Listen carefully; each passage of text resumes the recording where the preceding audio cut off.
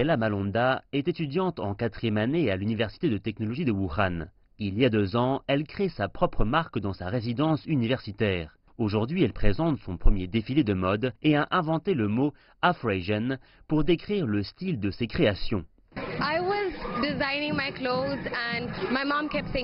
Quand je concevais mes vêtements, ma mère me disait souvent « Gabi, tu n'as pas de nom pour ta collection ». Et je lui disais toujours « Maman, ça va venir ». Un jour, j'étais dans un bus et j'ai appelé ma mère. « Afrasian, je l'ai ». Ça m'est juste venu. C'est un mot qui permet de rassembler les mots africains et asiatiques, car les deux commencent par un A, et d'évoquer les choses que nous avons en commun. C'est un événement social de pouvoir rassembler les deux cultures.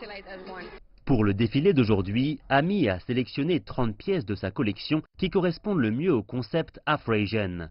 27 mannequins ont porté ces tenues. Le concept Afrasian vient essentiellement des vêtements Han. J'ai fait beaucoup de recherches et j'aime vraiment ce style, qui est très élégant. Alors j'ai pris ce style et je l'ai modifié avec ma culture personnelle, comme vous pouvez le voir. Ami attend ce défilé de mode depuis longtemps. Elle a passé des mois à le préparer.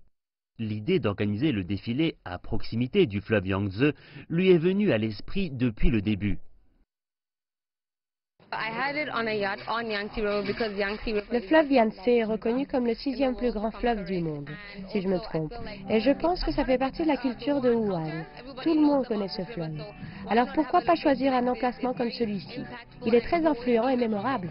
En même temps qu'elle préparait le défilé, Ami a réussi à terminer son mémoire de fin d'études sur le thème « Stratégie de marketing pour une start-up de mode africaine en Chine ». C'est un marché potentiel pour la mode africaine ainsi que la mode chinoise, car le style africain cosmopolite prend le monde d'assaut comme une tempête. La Chine est un bon marché pour poursuivre ma carrière, donc il y a certainement une opportunité. La mère d'Ami est venue de Zambie à Wuhan pour la soutenir. Elle est contente de ce que Ami a réalisé au cours de ces 4 dernières années. Si je l'avais envoyée ailleurs qu'en Chine, elle n'aurait peut-être jamais réalisé ce qu'elle a fait ici. Évidemment, elle a rencontré des difficultés et sa famille lui manquait parfois. Mais je pense qu'elle est arrivée à un point où elle a créé sa 2e maison.